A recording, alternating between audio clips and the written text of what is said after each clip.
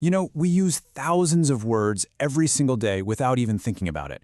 But what if we picked just one of those words and treated it like an archaeological dig? What kind of stories are hiding right there, just under the surface? Well, let's find out. All right, so the word we're going to put under the microscope today is army. We're going to treat its dictionary entry like an artifact, breaking it down piece by piece to uncover a pretty amazing hidden story.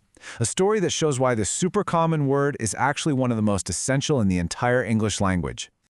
Okay, so first things first. Let's just look at the basic anatomy of the word, right from its dictionary page. We'll start by breaking it down into its most fundamental parts. And the very first piece of info we get isn't about meaning, it's about sound. Before we even know what army is, we're told how to say it, which is a great reminder that all written language, really, it just starts with people talking. Next up, we get its grammatical job title, noun. This tells us it's a naming word. It could be a person, a place, a thing, an idea. It has a very specific role to play in any sentence we decide to build with it. So check this out. Before we even get to a single definition, the word's already being sorted into all these different boxes. It's a two-syllable word. It's a noun, and specifically a countable one, right? You can have one army or many armies, and it belongs to the military category. Every one of these labels just adds another layer to what we know. All right, so let's keep going and see how this all builds up. We're going to look a little closer now at the details of how it sounds and, of course, what it actually means. And here's something cool. Notice the tiny difference here? In standard British English, it's more of an amai with that soft vowel. But in American English, that R gets pronounced army. It's such a small detail in sound, but it points to this huge ocean of cultural and historical separation.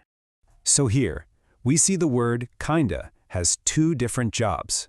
First, you've got the literal military definition we all know. He joined the army. Easy enough.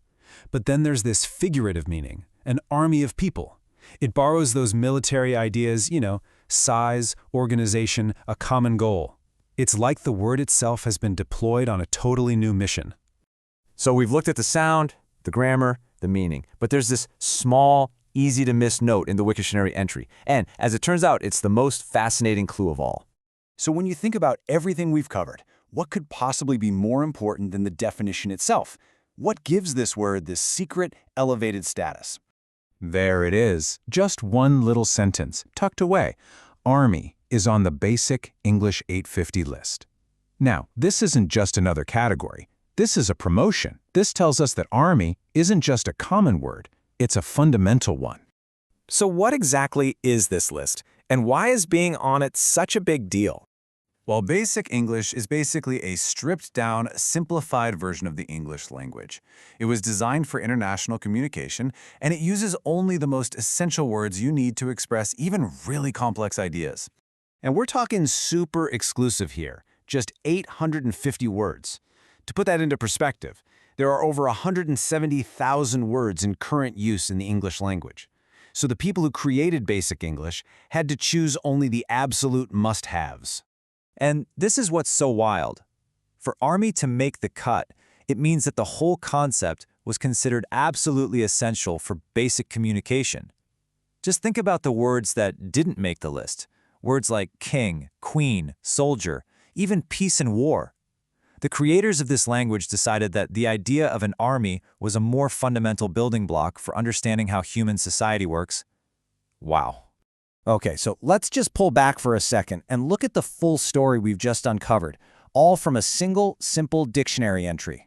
We started with just its sound, then we moved to its job in a sentence, we explored its literal and its figurative meanings, and finally, we unearthed its secret status as one of only 850 foundational words in Basic English.